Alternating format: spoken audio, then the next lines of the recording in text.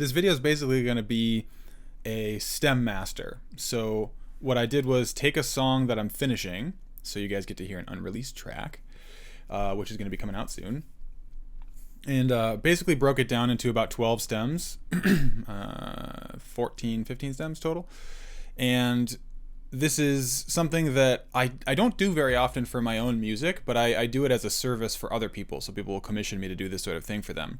And I realized that it might actually be of value to do this for my own music. Usually I am finishing a mix and a master inside of just one singular session. I never export stems. I never do it in audio. I just do everything in one big session.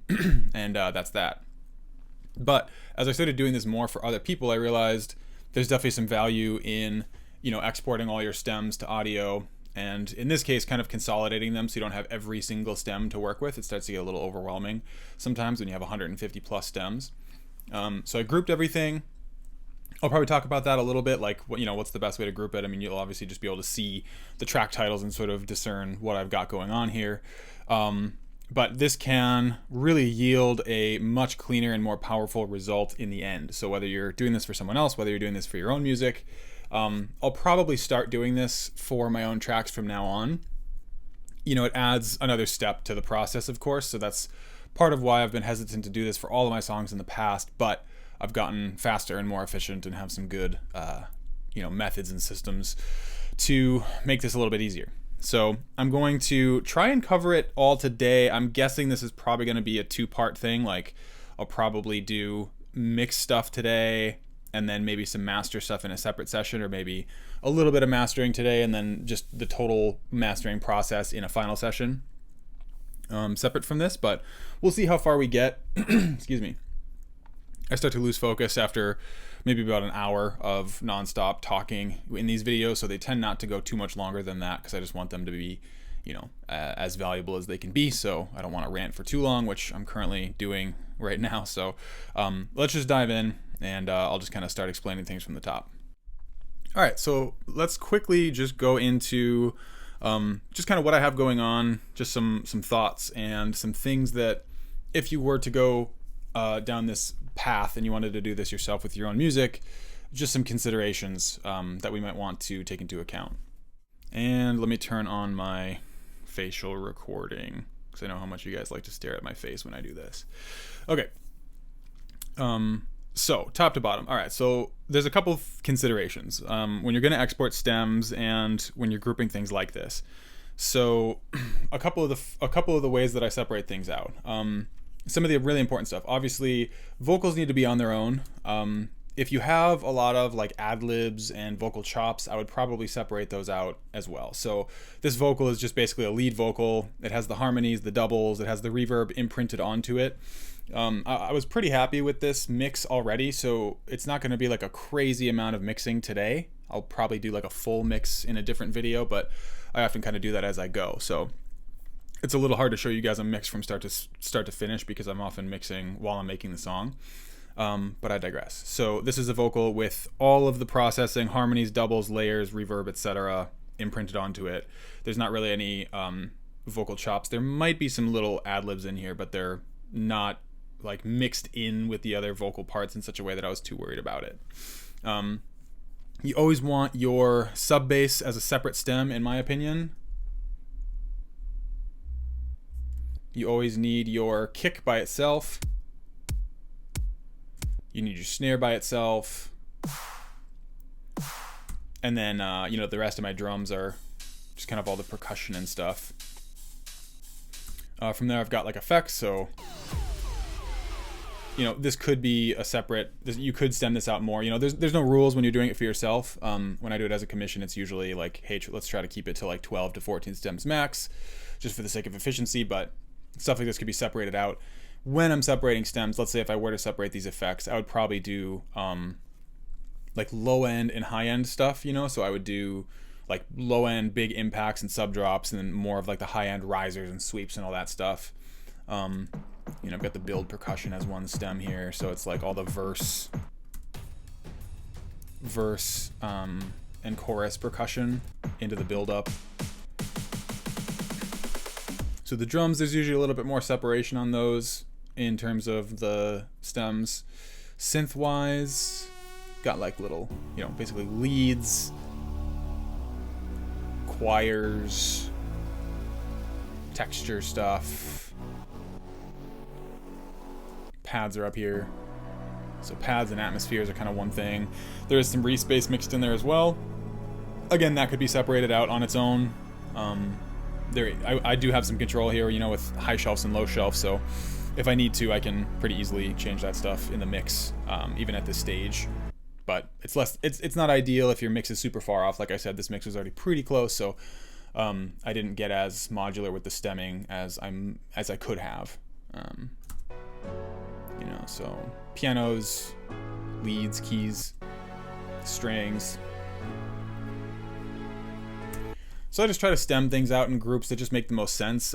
More than likely, if I remember when I stemmed this out a little while ago, this is just the bus that I had. It just was my keys and my strings and, my pads and my atmospheres and my basses, and then, my leads with like choirs and stuff.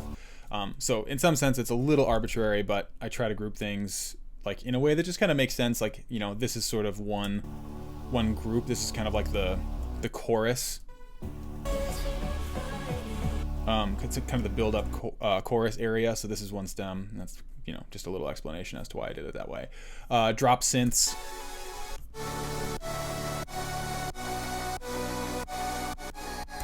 So I've got all my chords, basses, leads, etc. Mid basses, that is, not sub bass, of course, and then from there just like glitches and stuff, little fills.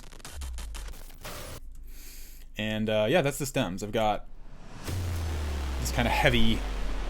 I have a heavy drop in this song. So this is the kind of effects from there. So this is an unreleased track, so let me just play it for a little bit for you guys so you can just get a sense for how it sounds. I should probably export this as a group as well, so I have that as a point of reference. So let's listen to it, and then I'll export it and zoom, and we can go to getting actually started on it.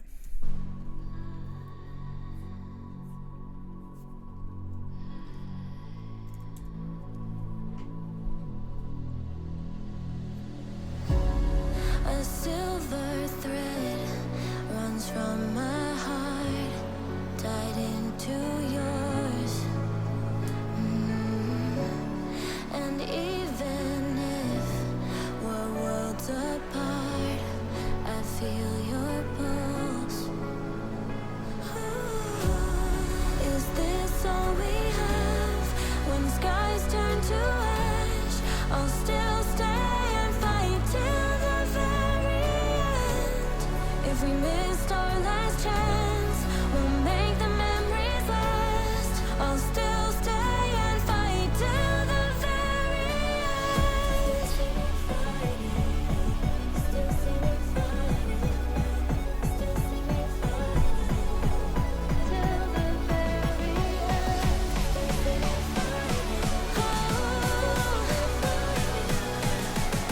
I'll still stay and fight till the very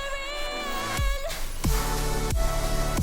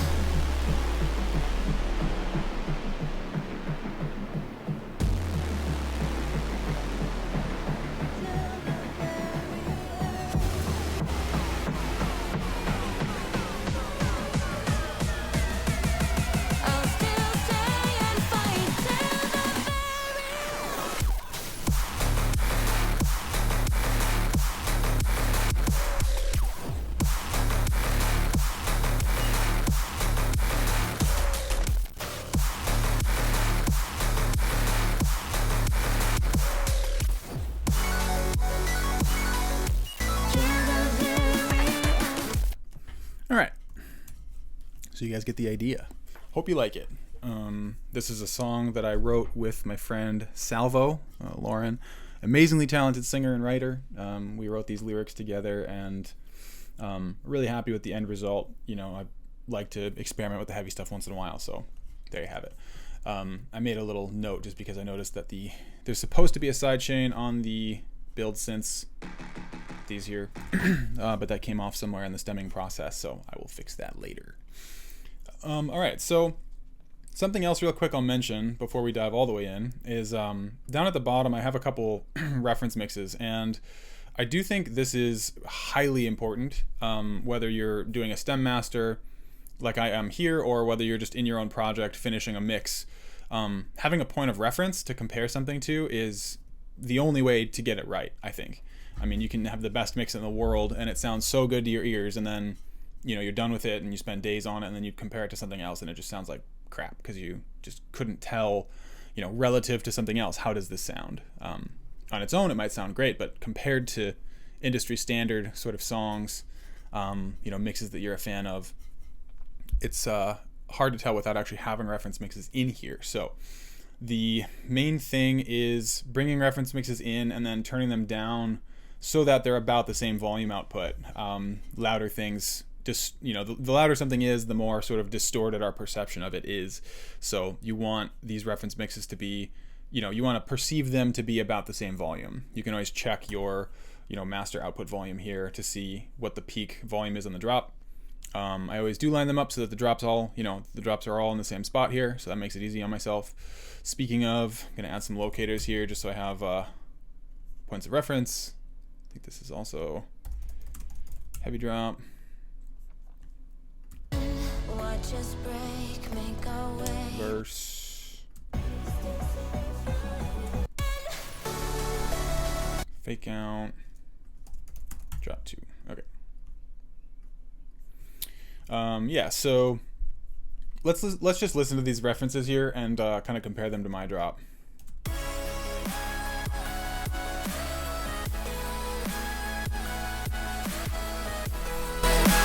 Sorry. I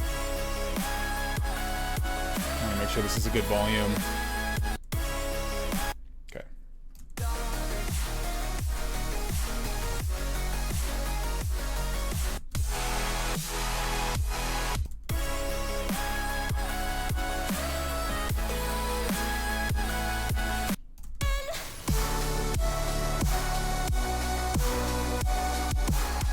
Okay, so, none of these references are perfect, but it's nice to have a couple different songs to compare them to, because, these are all mixes. Infinity is one I did that I'm a fan of, how it turned out. And then, the Jason Ross stuff, the blank stuff, it always ends up sounding really nice in my opinion. So these are good reference mixes for me, even though they're not exactly the same song. They are close enough sonically that they give me something to aim at when I'm working on this mix, something to compare to. So let's see.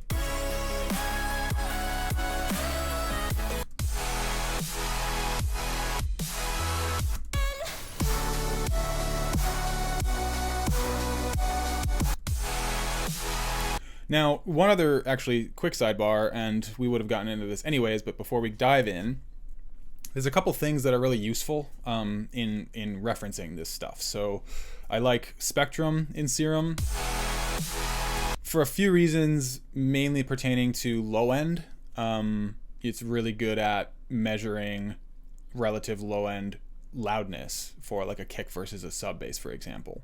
And there's kind of a specific target aim, which I'm sure most of you have heard by now, that most industry standard tracks are at these days, which is about -6 for sub bass, certainly in terms of melodic bass and melodic dubstep. It's going to differ depending on, if you're talking about trance or dubstep or whatever, mid-tempo. Certain genres are going to have louder sub than others, but relatively speaking, if you're going for a balanced mix and assuming the loudness to be somewhere around -5 LUFS, then -6 dB on this scale is what you want to aim for. Turn auto off, by the way, and then just set the top range to 0. And when we're going into the mastering stage, this is going to be closer to like -10. But for now, it's going to be a little bit more like -40, just so that we can see things, because the track's not loud enough to get it up to -6 yet. But This is just for a relative scale. So adapter metric AB. So this is not a cheap plugin, but go to Plugin Alliance, sign up for the newsletter, and you might be able to snag it on sale like I did for like 30 bucks, I think, 40 bucks. It's usually 200. This is great because it shows you like these loudness levels. I'm really paying attention to short-term and integrated loudness of the LUFS, and then I'm also paying attention to what was I going to say? I got sidetracked because I was thinking about how loud this is versus how loud our output is. So let me just do this real quick. I'm going to turn everything down by 11 decibels because my master needs to go back up to 0. Let's see. I think that should do it. No, that actually might not solve the problem. No, what I actually want to do is the opposite. So what I want to do is turn all this up. Well, we'll worry about loudness later because that's going to be a mastering thing.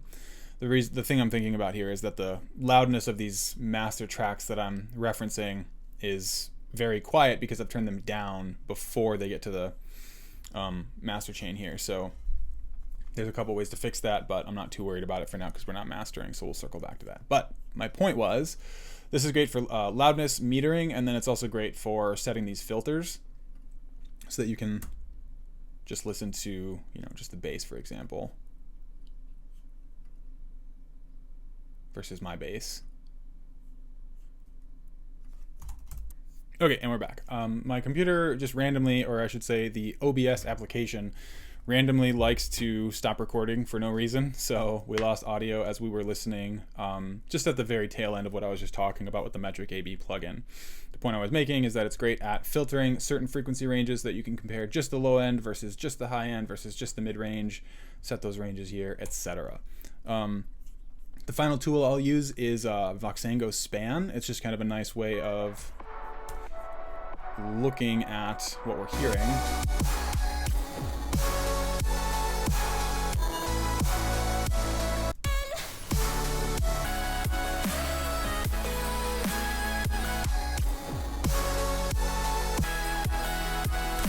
You know, so it's nice to kind of see the bass, how loud it is comparatively, et cetera, et cetera. So Span is just kind of a nice tool. So this is the kind of rack that I'll use just to reference things. And then I also have a utility. If you right click the width, you can set it to mid-side mode.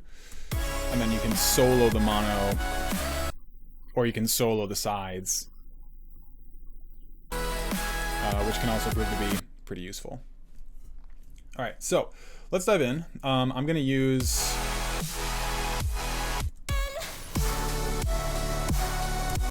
From Ashes to Love initially here because there's kind of a similar lead. They're kind of like screamy and screechy. So let's just start with the drop and look at some lead stuff, and then we can maybe like kind of go backwards and forwards into the verse area, chorus area, and then see what we have time for after that. But there's definitely some stuff in these synths. I tried to stem out these synths into more detail, like the leads versus the chords versus the basses the other day, but my project kept crashing. So I might be stuck with this stem. I'm not really sure, but we're going to do our best here to see what we can get out of it. So my leads, like this drop feels just a little bit like kind of bloated in the mid-range to me, and I think it could be a little bit brighter. So let's look into making those changes here. Mostly just start off with some EQing and maybe a little bit of multiband stuff, multiband compression.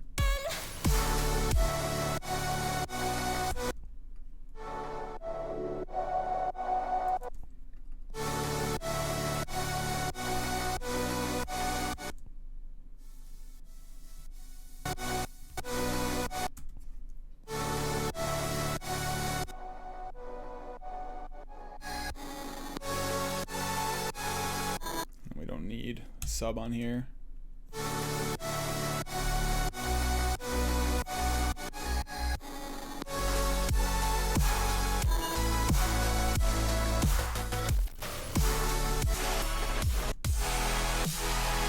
So I'm actually gonna just listen to the highs here.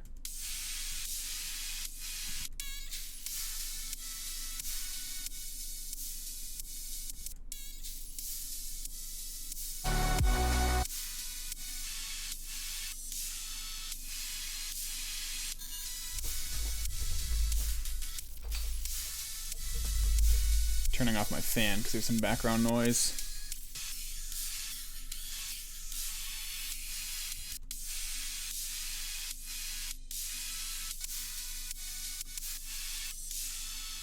Okay, so I think maybe there's just like a tiny little bit of excess on the very, very high end that I might want to cut.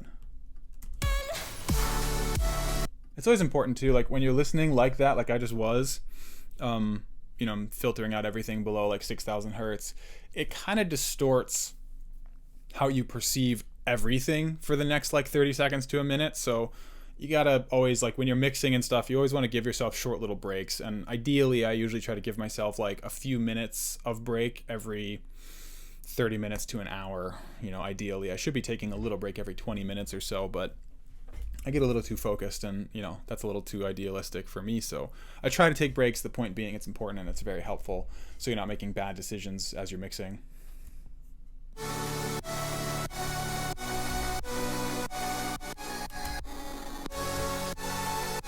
Okay, so let's see what this.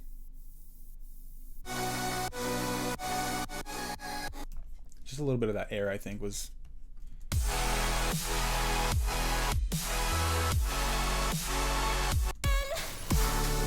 Let's also compare the bass real quick and see where the sub is at. Okay, so it's sitting around -18 at this volume.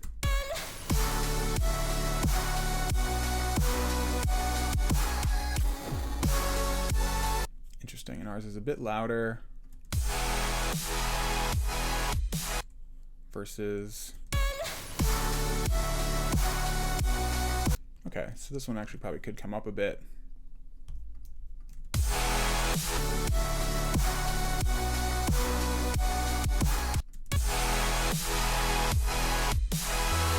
So a little closer. This one relatively is a lot louder, but some of that has to do with just mastering.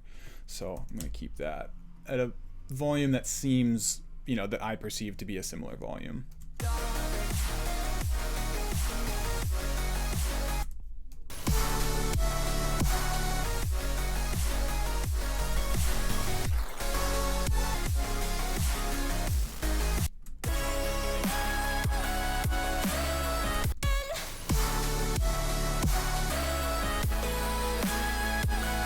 Something I do notice is like this crashing song is quite a bit warmer, especially on the sides.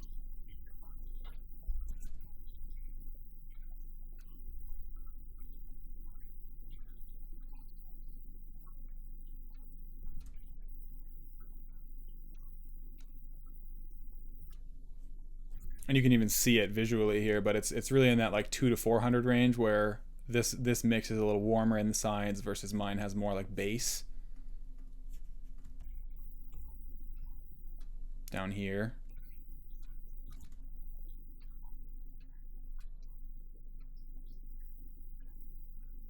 You know, and so that's the thing, like these mixes are very different, but I do like the warmth of that blank mix, so I might add a little bit of that into my synths up here as well. And then maybe even low cut a little bit. So let's just do a little mid-side situation here. So we're going to cut a little bit of low and we're going to add like a little bit of this low mid. Because there's a little bit of stuff we just don't need here, some of this bass.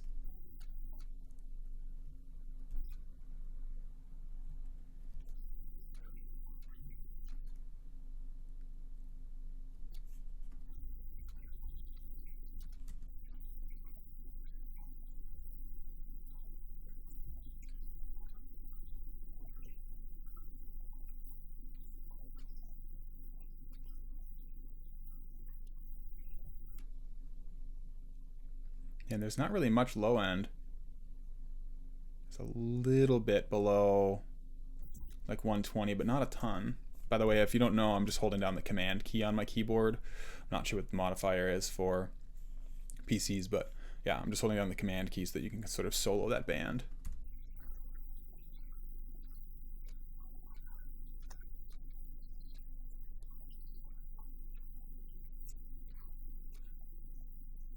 Okay, so let's take a little more low end off then.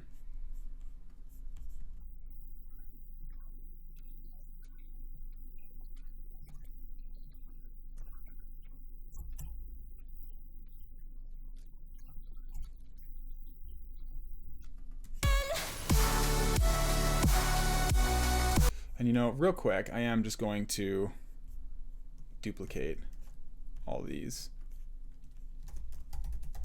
so that I have an unaffected version to reference against, so that I always have, you know, my own starting point reference, and then I have let's see, this would be, let's just call it control, using a scientific term here. This is the control group, the group that has not been changed or altered. I don't need this actual group here anymore. Okay.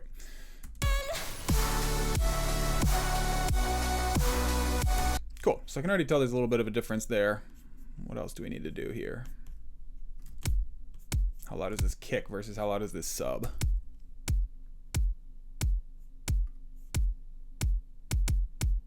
Okay, so this is showing at about minus 15 dB. Usually I want my kick and sub to be about the same volume in melodic bass. That's not always the case with every genre, but in this genre I think it is. Okay, so this is a little quiet. So let's turn this up like 4 dB. Let's see where we're at.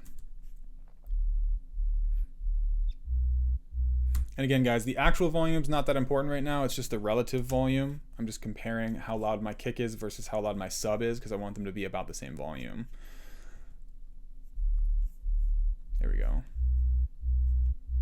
And I will do some multi-band compression later to control the peaks of the low end so that it's all kind of a flat volume, since you can see there's a little bit of inconsistency in there. But that's a little more in the mastering phase. I'm actually just going to turn, well, you know, what I'm going to do with this kick, I think. So let me turn the sub back down, -2. Made it too loud.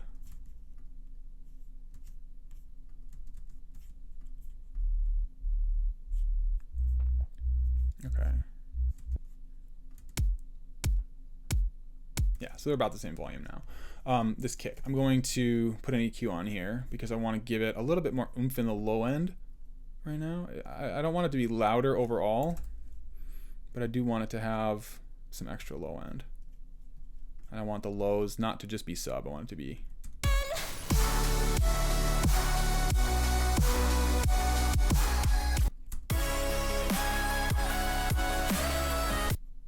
So let's see here.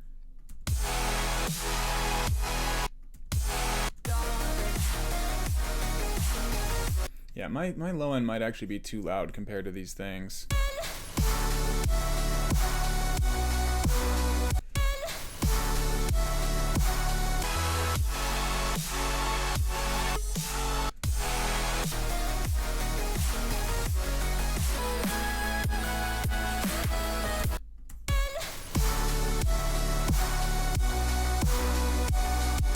Yeah, it is too loud. Generally, you know, you want your span, like on span, you generally want your sub bass down here to basically be as loud as your 10 kilohertz range. Slightly louder, slightly quieter is okay, but right now these are vastly louder. So let's just pull this down 3 more decibels, and then we're gonna take this kick back down actually, and maybe turn this down a decibel.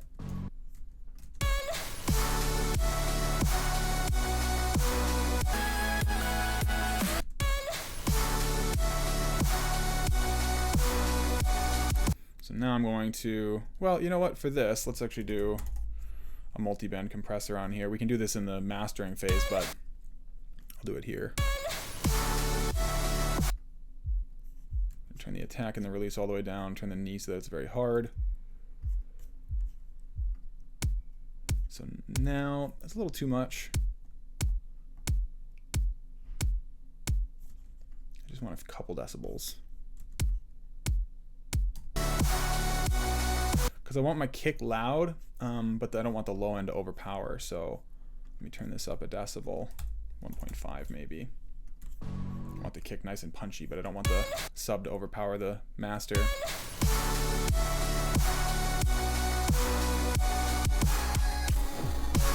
Okay, so what's that volume?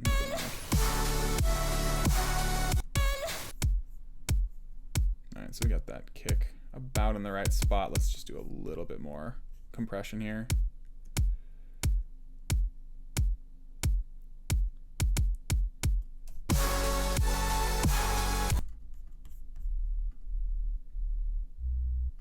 There we go.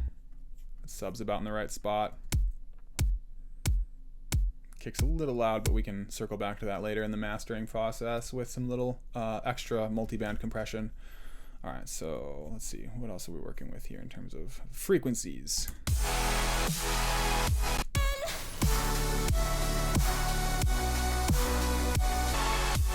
So there's definitely some really wide stuff in this mix that I'd like to replicate. So let's boost some of that wide stuff in my mix. What do we got here? So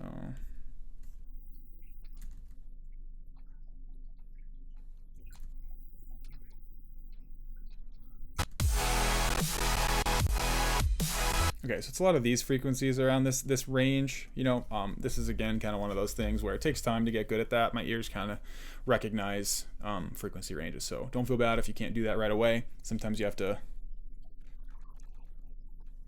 kind of search around, but that sort of screechiness that's coming from his leads are in that 700 range, 800 range. So that is some of the stuff that we're going to boost. So let's see here.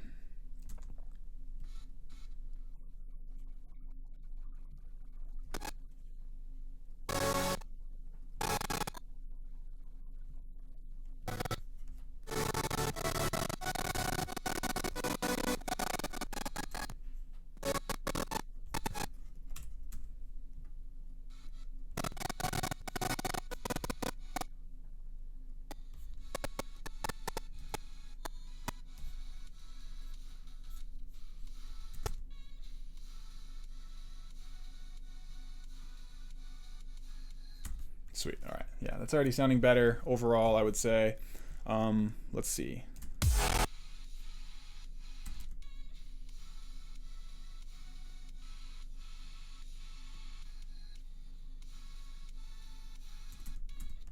Kind of listening for percussion volume at this point.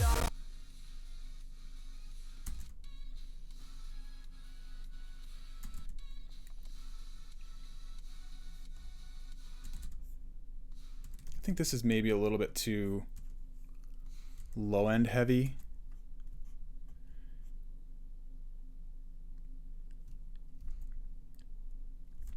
What frequency is that exactly? Yeah, 144. Okay. So let's take that down a little bit.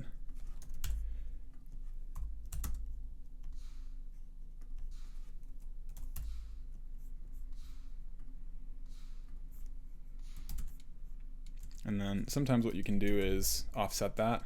Oopsies. So oftentimes a little change can really go a long way. So, you know, I'm just cutting a little bit here, adding a little bit of brightness there. You know, decibel to a decibel and a half can do a surprising amount.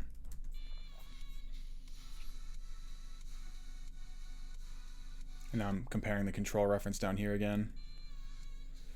And we have that problem with the recording again, so stand by.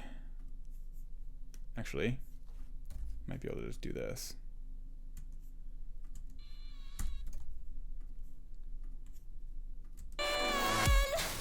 Okay, cool. So I can just change the output preferences. So if that happens again, I might just need to change the output preferences briefly to come back to OBS recording.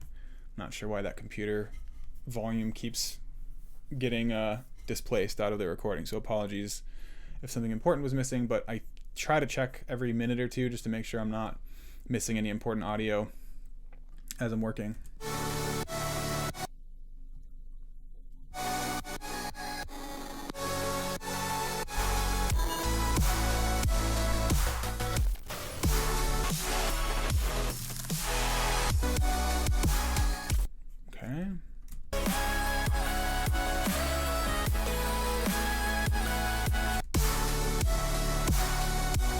Turn up my kick a little bit. Blank really likes those loud kicks, and I also do.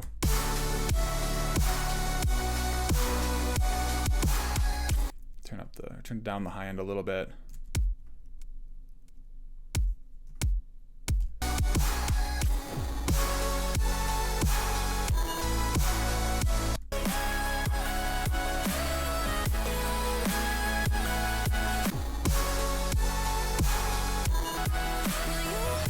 He's got quite a bit of low end in the sides.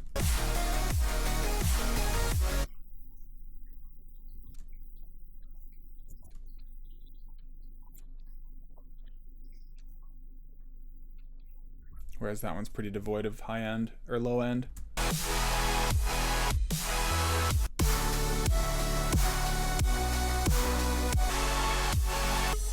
Okay, so there's definitely something going on the low end in mine, I think. In the mono. I think it's a little too much of that.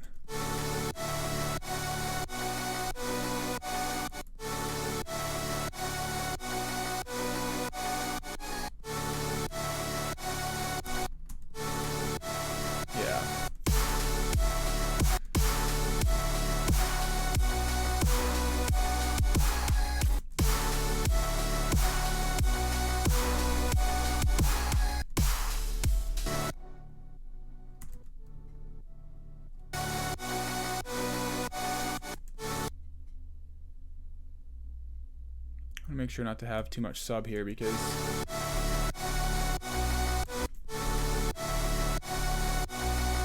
we obviously have a dedicated sub, so you don't want to overdo that.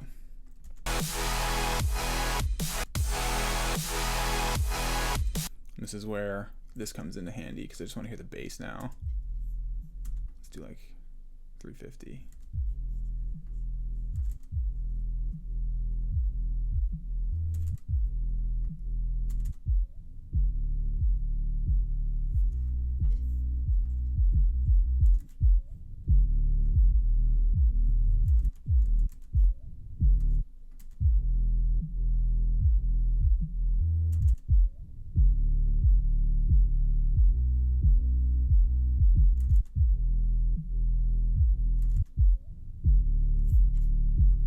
And there is a little bit of weirdness that I might just have to live with in this kick snare situation. But if we were to take out that low end,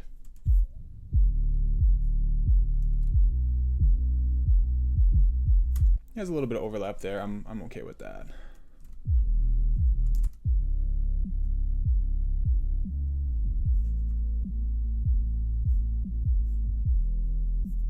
How's this looking on span?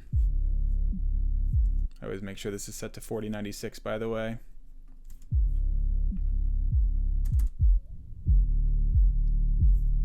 Yeah, it's like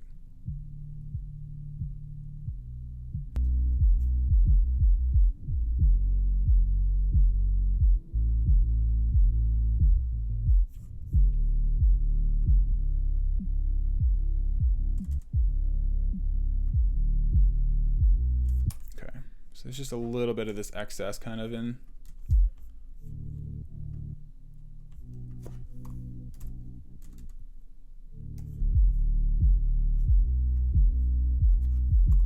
Turn the sub down a little bit more. I think it might be a little loud. Gotta make sure to turn this down. I don't blast everyone's ears.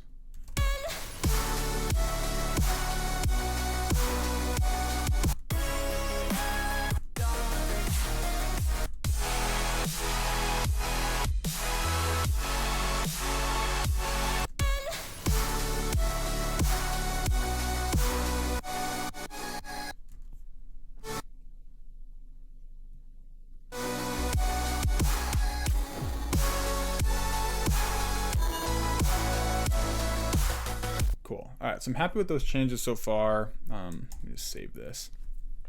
And I think maybe we can take a look at like the verse and the chorus areas, and then we'll circle back to this. You know, again, this is all going to be a work in progress. I don't think it's going to be perfect quite yet. And the mastering, the stage of mastering, the actual mastering process does do quite a bit for the final result here. So comparing my pre-master mix to a mastered song, it's not quite a fair comparison. So we'll get to the mastering stage, and if things sound a little off, for now that's okay, because the mastering process will help us. So all right, let's just kind of hear where we're at here. A silver thread, a silver thread. Is this all we have? So I think I might actually take down some of this low end. I think it's a little bit too sub heavy. You really want to make sure that your, like the sub, anything with sub outside of your drop doesn't come too close to the actual volume of the sub stuff in the drop. So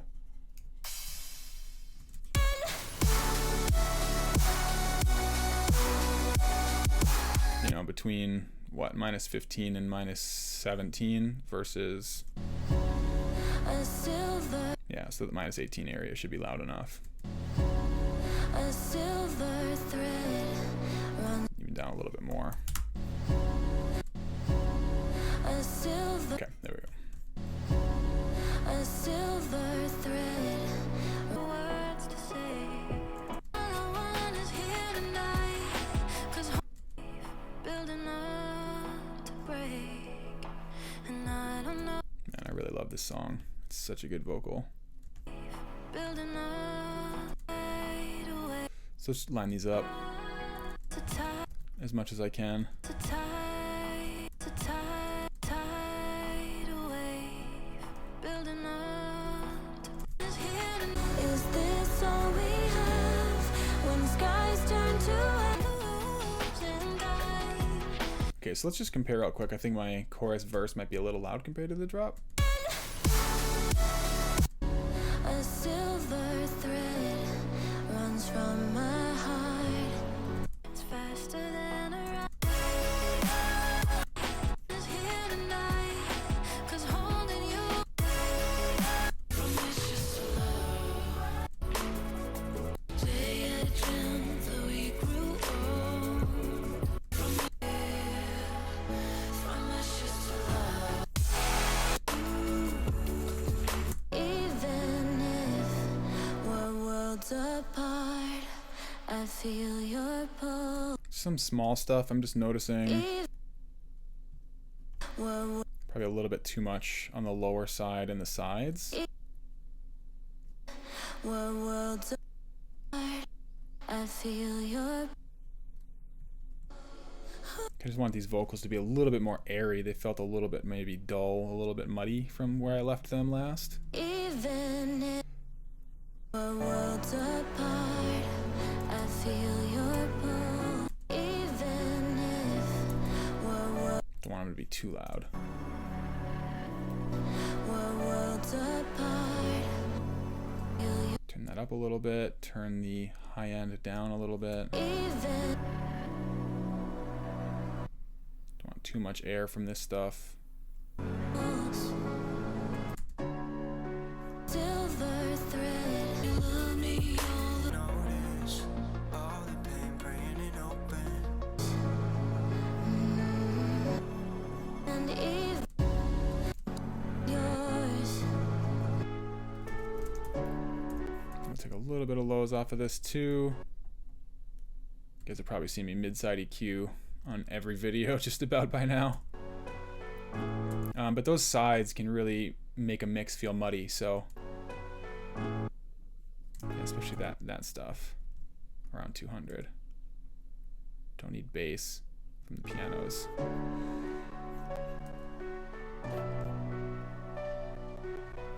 Okay. So not as much here because I do want some, but I think it's a little overbearing at the moment.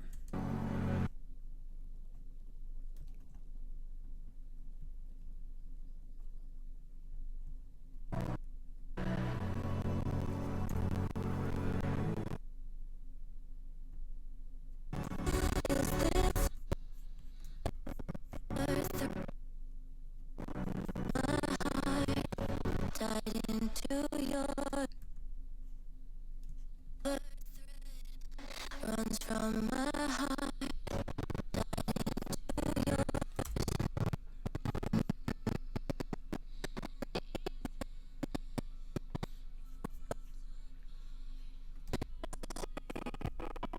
Yeah, it's always a little tough because these vocal mixes are super different.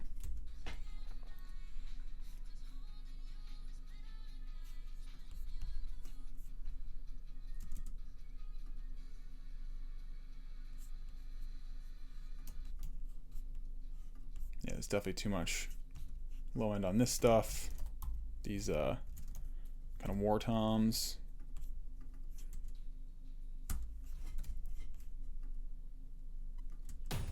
Okay, thankfully I didn't lose very much audio there at the end. It just started kind of crackling right at the last moment of these vocals that I was working on a little bit, and then I was moving on to the percussion here to take out some low end from the sides.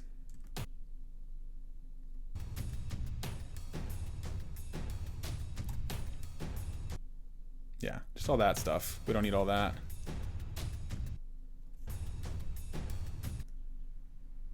Might not need as much from the mono either, actually. Just want to give the sub bass its own little space. I'll still stay and fight. All we have when skies turn to day at a time, though we grew up. Day at a time, and you will make last. Distance will make them. I'm gonna take a little bit more of that off too.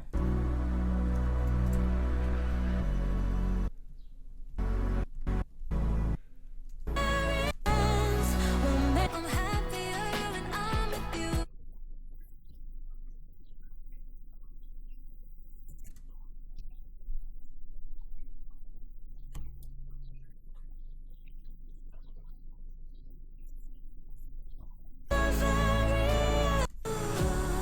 Is this all we have when skies turn to ash? I'll still stay. And that's why it's good to have this control, guys, because it's like every time I listen back to this version that I haven't changed at all, it's clear to me that I've made some good changes. I've gotten rid of some muddiness and kind of brightened things up a little bit better presence overall in the song. So, you know, it's always good to have a control, and it's also good for obvious reasons to have these other references like I mentioned. So let me just take a quick little break, give my ears a second, and I'll be right back. All right, short break achieved. My ears are feeling good, so let's kind of take another listen here.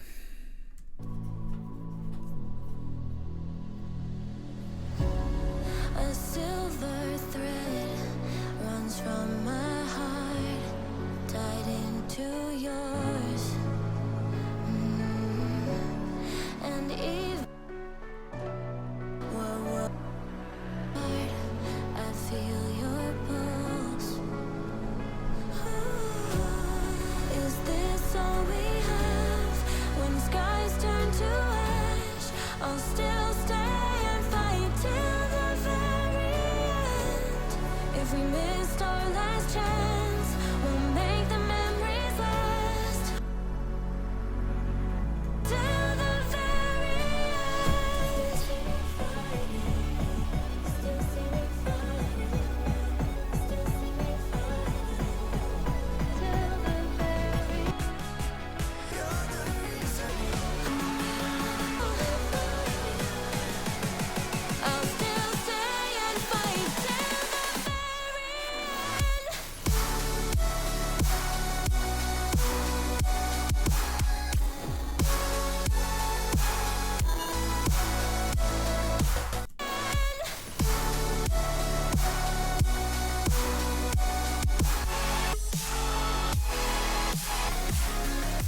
You hold me when I'm crashing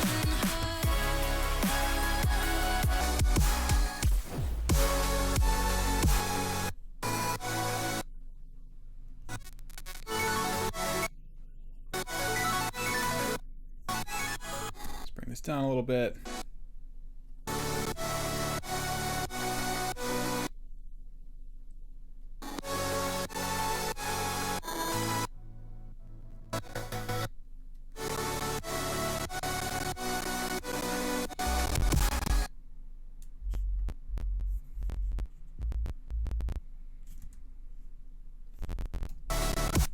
Might actually saturate this sub a little more.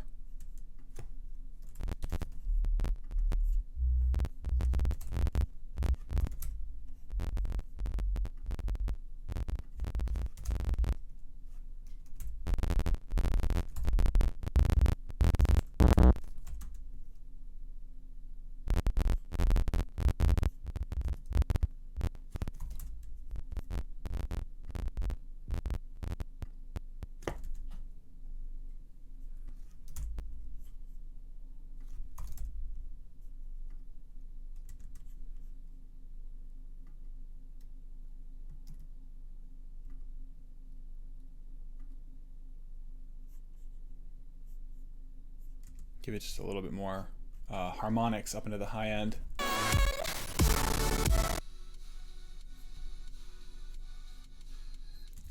Okay, great. So that's all sounding pretty good to me.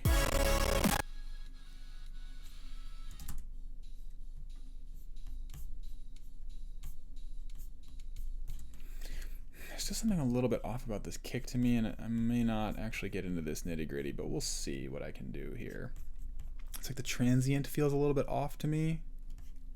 This right here. So is it too loud maybe? It needs to be quieter. Is that what it is?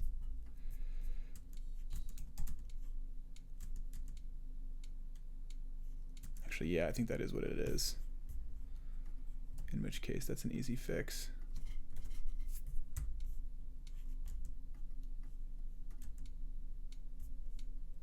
Okay, so let's just see about how that sounds.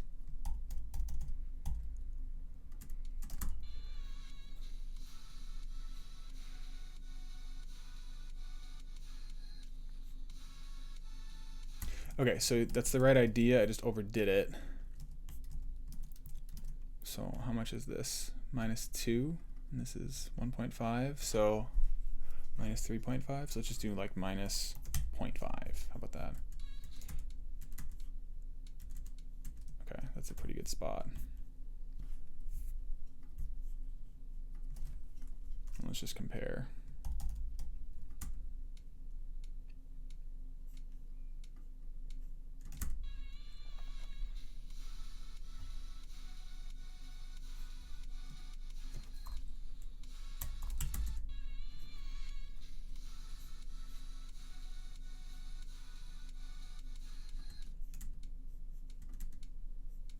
Okay, so let's just do slightly less. So let's put it at 0. And then how does that sound?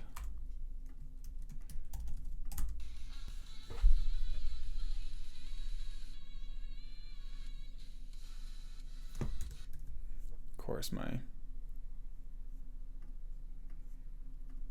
audio stopped working. Apologies, guys. Don't know why that's happening. I really would like to fix that. I'll still stay and fight till the very end. Yeah, I think that sounds better. Okay. The transient was just a bit sharp before. It was just a little bit too sharp. Now I think it's in a better spot. So let's just fix that across the board here.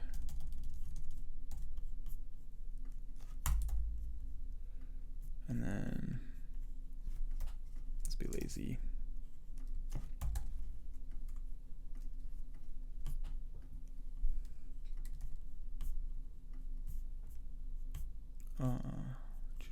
Is there any kind of, okay.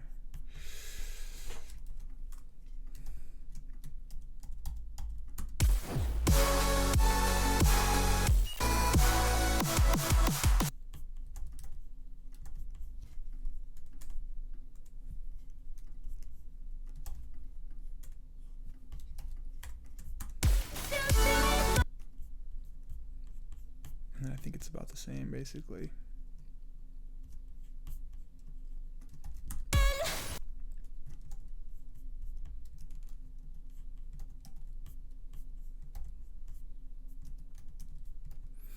So delete those last 3, get rid of this one. Okay.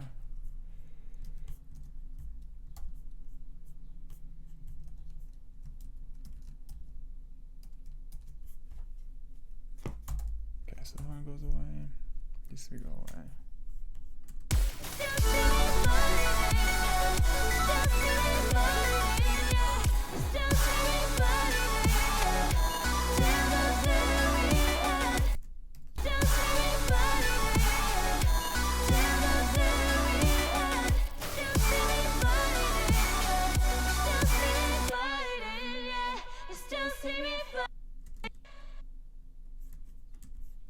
See me fight, still see me fighting.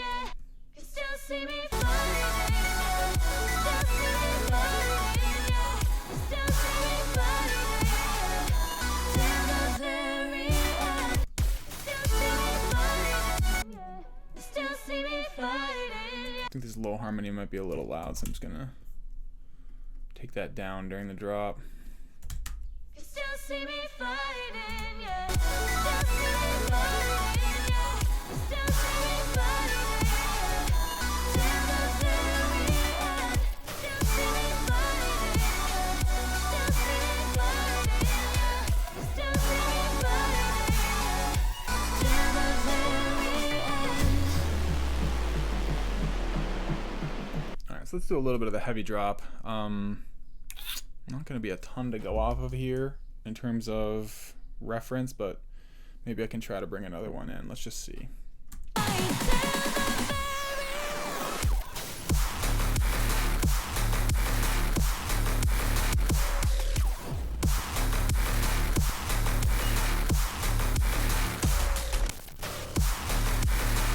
I'm going to leave the kind of clickier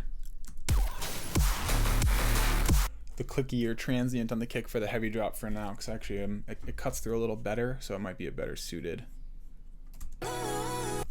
Is there? No.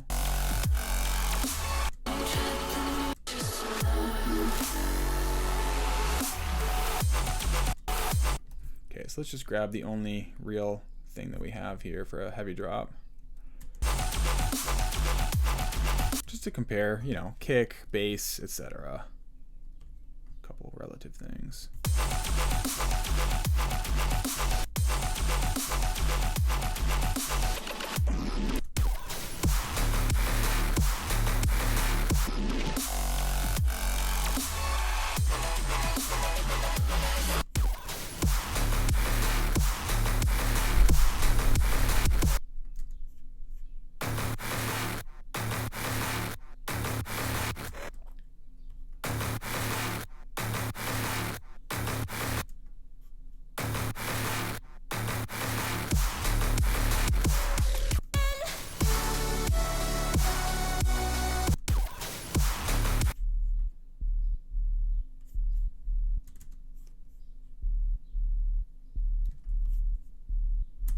How loud is this sub versus the? Okay.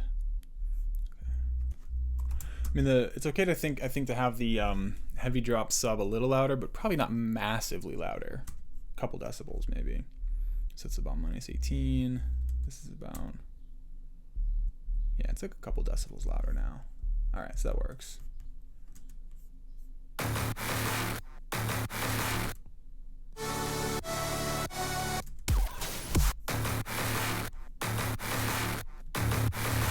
That's a little too loud.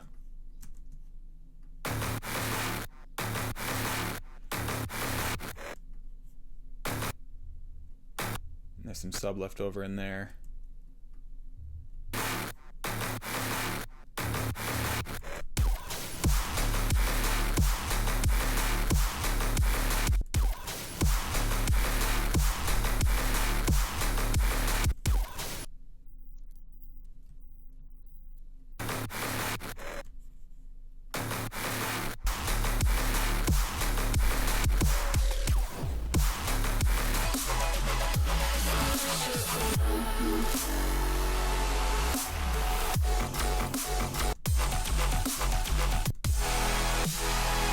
So it's like the sub on the heavy drop here is a little bit louder, so I'm going to go up a little bit more on mine.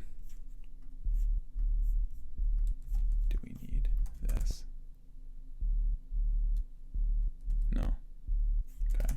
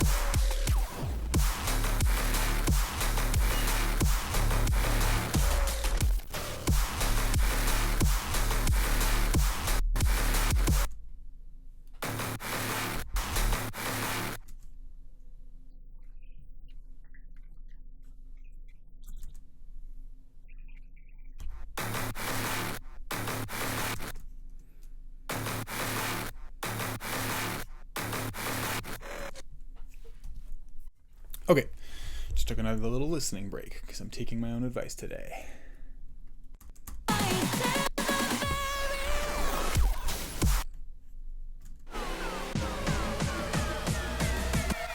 I'll still stay and fight till the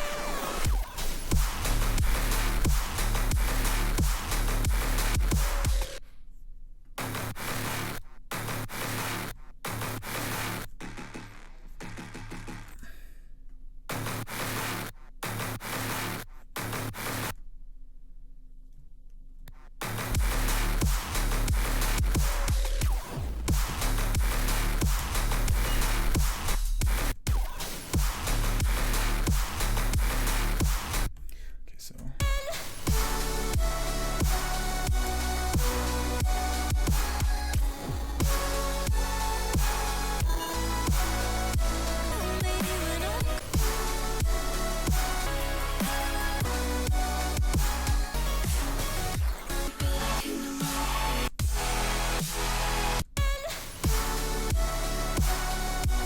I feel like this is missing a little bit of mono presence actually in the mids, so let's see about that.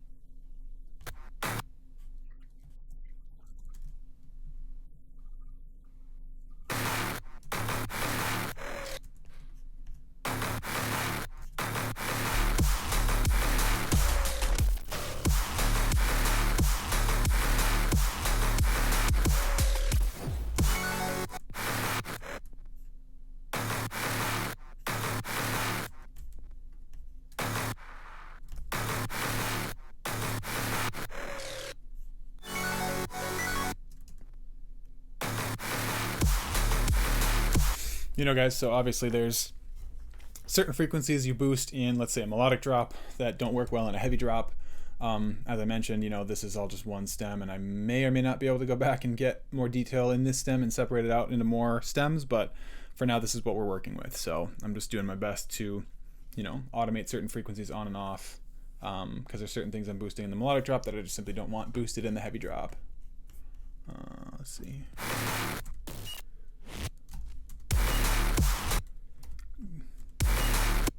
Make a little space there for the kick.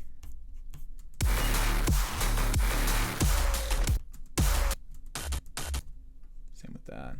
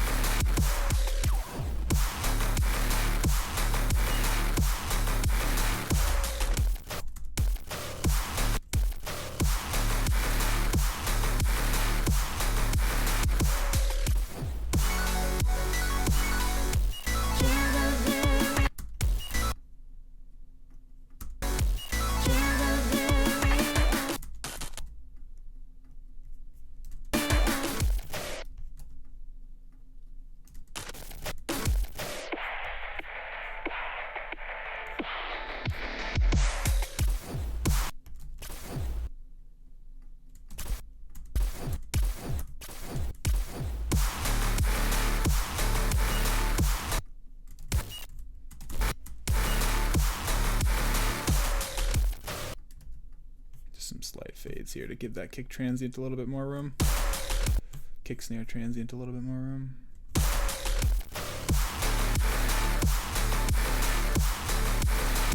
Am I imagining things, or is there a sidechain not on somewhere?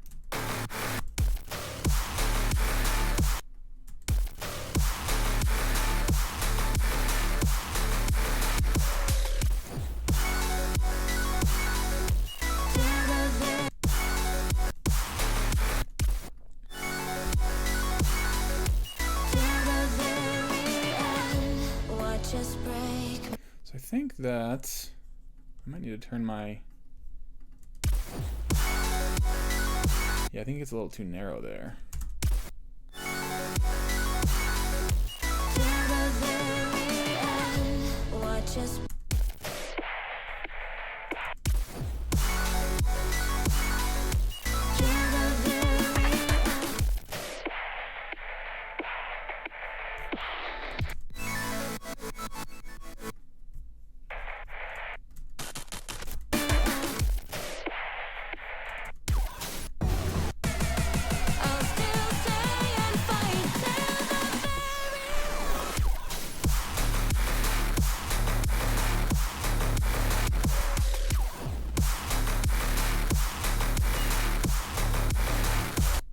So I think we lost a little bit of power here, so let's...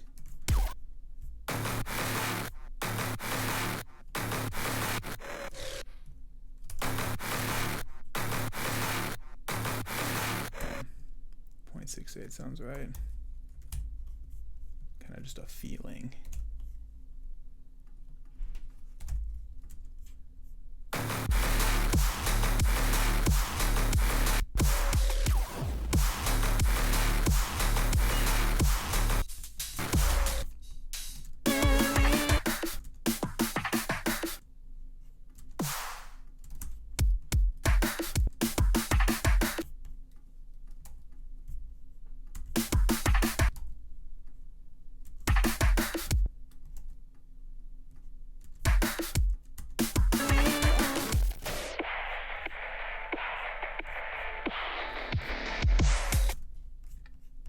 Maybe a little bit of distortion on that stem.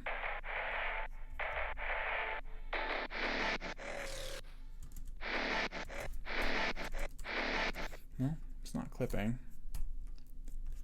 We can circle back to that, see what we can do about it in the master, if anything. Like maybe we can just...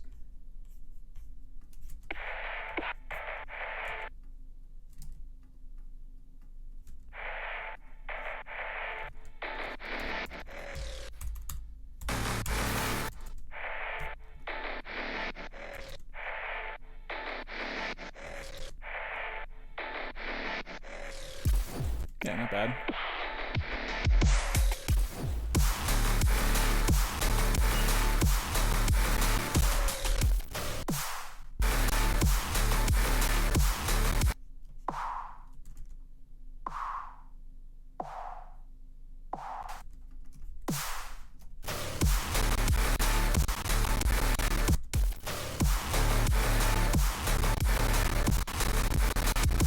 Nice. Okay, cool. Yeah, the kick, the snare, things are a lot brighter and more clear in what I've done here so far. Let me just listen and see what else there might be in a really obvious kind of blaring manner, but I think we're getting pretty close to a place where I feel like we could move on to a master. It's probably looking like I'll do that in a separate session because, like I said, I start to lose a little bit of focus after working this intensely and speaking the whole time. Speaking is a little tiring for me in comparison to just working on something without showing you guys what I'm doing and explaining it. So I just want to make sure I'm actually giving a good explanation for when I do move on to the master, which will probably end up being next month's tutorial.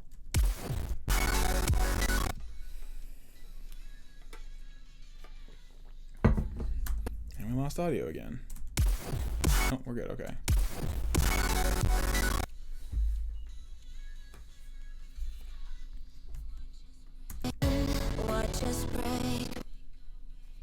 The heck? Just keeps losing audio. It's so weird. Sorry guys. It's really bad today. Watch us break, make our way back through space and time. In these dreams, lucid scenes meeting in our mind. Like nothing, no wasted time. So we'll meet again in another life.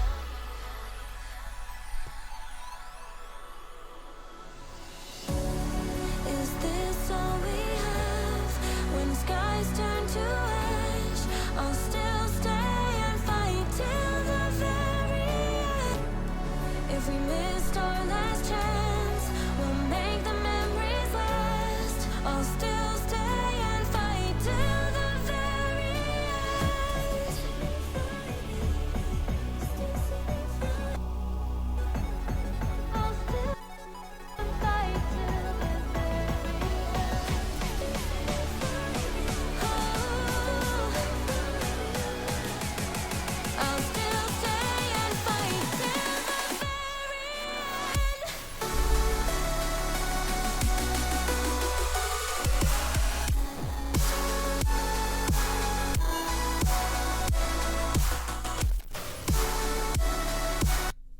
I definitely made the right choice in this kick, because it is a lot brighter in this second drop. I can already tell.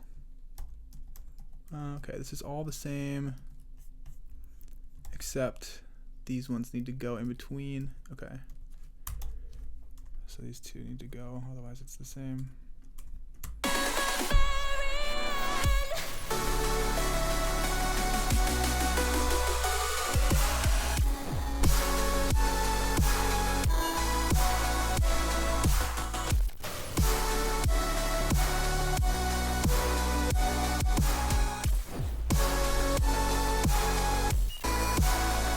So let's just see here.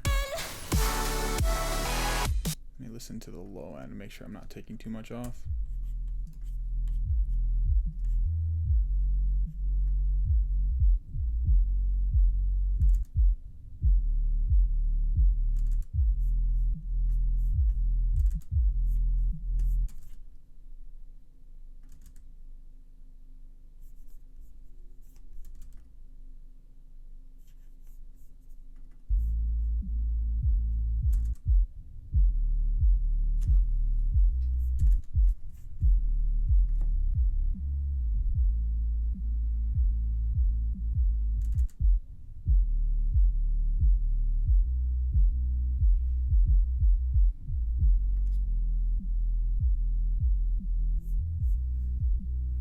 Yeah, his snare fundamental is a lot higher than mine, which is, you know, nothing wrong with it per se. It just doesn't quite sound as pleasing, I think. Maybe I'd cut too much of this.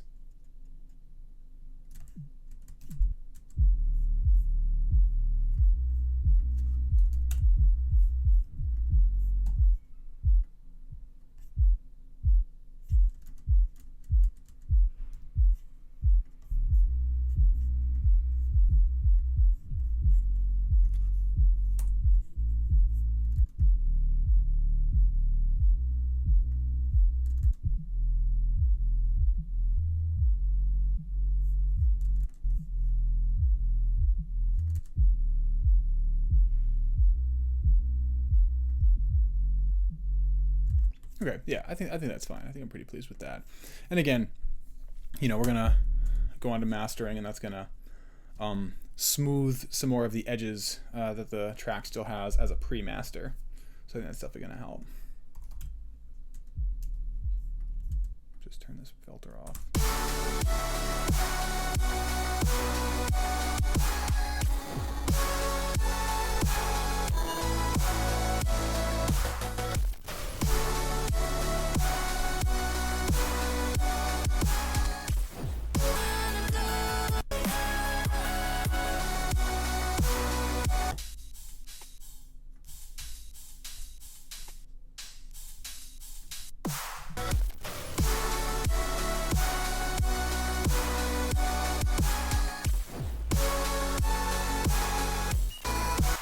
Realize I kind of want these percussions louder.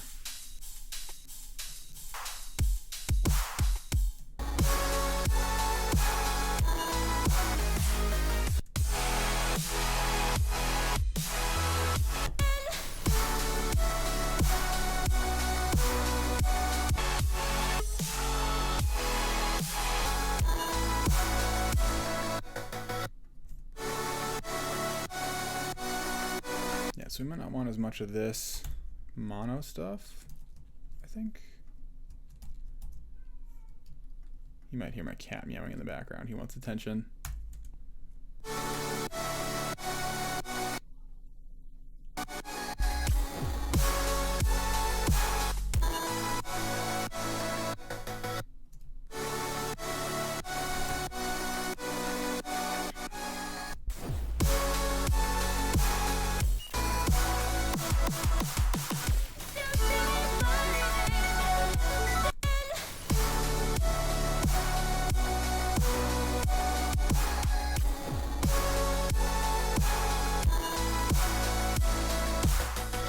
Okay, cool. So I think I'm going to leave this probably for now. I've made some good changes to it. I think it's tighter overall. It's brighter. There's a little less mud, a little more clarity. Today these are admittedly some subtle changes, but it's that little subtle stuff at the very end that really distinguishes a finished mix and master from one that a label might turn down.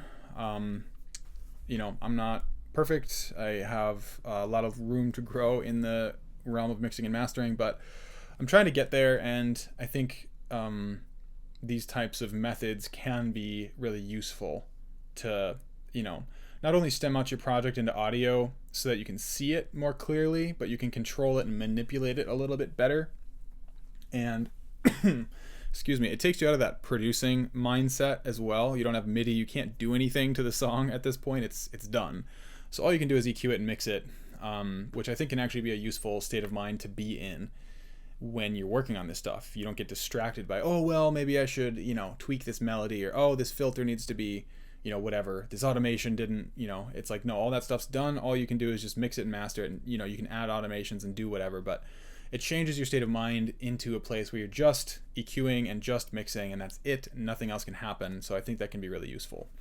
I think this was a fun thing to go over today, and I hope you guys like the song coming out soon. I hope this was helpful, even if just to see how I think about this stuff. And then next time I'm going to go, I think, into the master and show you all the things that I'm going to take into consideration with that process. It is pretty different from the mixing stage, but it is going to really round off the song, and I think get it a lot more full sounding, because it's still missing a little bit, I think, in relativity to the other songs. But again, a pre-master compared to a mastered song is not necessarily a fair comparison. So considering that mine's a pre-master and there's the references I'm listening to are masters, that I think I'm pretty happy with how it sounds right now. So